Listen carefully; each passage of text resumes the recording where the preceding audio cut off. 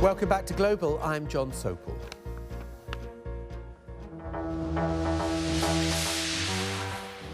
He has had many faces and more than a few companions, but through it all, Doctor Who has remained a star of the small screen for the last 50 years, exploring the universe in his TARDIS, or rather more prosaically, a blue police box. He has saved countless civilizations, ordinary people, and righted so many wrongs. Now, the latest actor to play the Time Lord in the next series has been announced as Peter Capaldi, an actor who's rather unknown unless you live in the UK. So will he be right for the part? And why does the Doctor appeal to so many people across the world? With me to discuss this is Caroline Torrance. She is Director of Drama at BBC Worldwide. And Cameron K. McEwan, a TV critic and owner of a Doctor Who website, Blogtor.com. Yes. Caroline, how big is Doctor Who? Doctor Who is huge. We've sold the current series to over 200 territories. We have sold... Hang on, that's virtually 200 countries or... territories, so some countries are broken down into different territories. So that's... Not all of them are still showing it now, but over the last few series, over 200 territories. So it's not just English language specific? No, not at all. People dub it into different languages. In fact, most recently, we've added Italy, France and Germany sales, and they will all be dubbed into well, Italian, French or German. Do they translate exterminate? We've got a Dalek in the studio, I have to answer that. Yes. Do they just keep it, you know, it sounds like such a great onomatopoeic word. Who needs to translate it? I should have looked up what exterminate in French was, but I failed to do that. Yeah, exactly. And Karen, just on your blog, have you always been a Doctor Who fan? Is this kind of something that's been with you since childhood? Yeah, I've been a Doctor Who fan since way back when Tom Baker was Doctor Who. Long scarves. Long scarf, big hat, big grin. That's when I got into Doctor Who, and Peter Davison was my sort of first proper Doctor Who that I loved. And then it went off the air for a wee while in the 90s. The BBC, they didn't want it on television for whatever reason.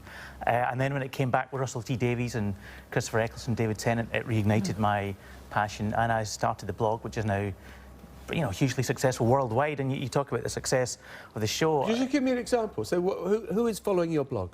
Who? Well, where from where? How do you know? Well, you can check on the stats. So, for example, the busiest day I might have is 80,000 page views, which is not bad. In one day? In one day, yeah. For instance, well, when Peter Capaldi was announced, there was 10,000 page views in 1 hour, which is not bad.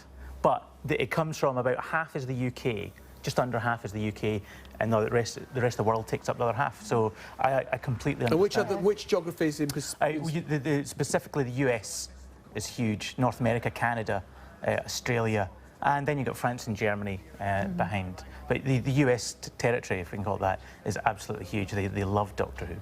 So where does Doctor Who stand in the bits of kind of property that you sell around the world? What are the other big? Well, it's what we call one of our super brands. So along with Top Gear, Strictly, Dancing with the Stars, as it's known mostly in the rest of the world, and BBC Earth, Natural History, it's one of our top brands. And you know, combined, they make up around 30% of BBC Worldwide's revenue every year.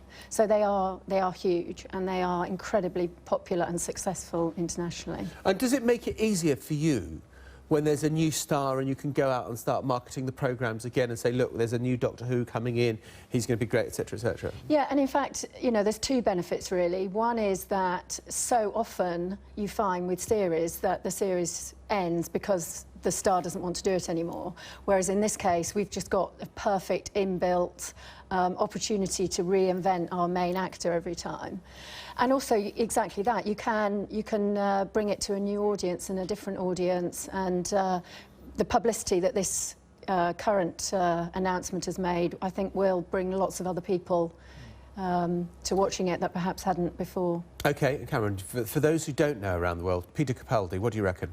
Peter Capaldi is a brilliant actor from Scotland, which is a nice part of the world. I know, for those who can't tell, but Cameron has a very fine Scottish accent. Well, that's very kind of you to say.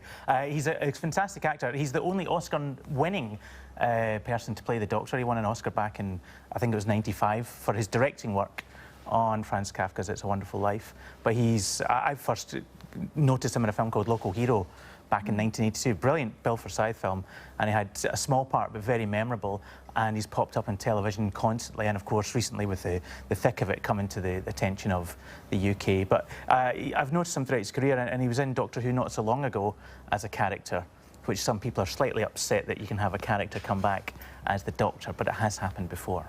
Caroline, did you know, by the way, in advance? Had you been given the tip-off? No, not at all. I found out when I was watching the show at 7 o'clock last night with everybody else. And were you excited, right? Yeah, really excited. With one small caveat, that he's currently in our series Musketeers, so we'll be finding...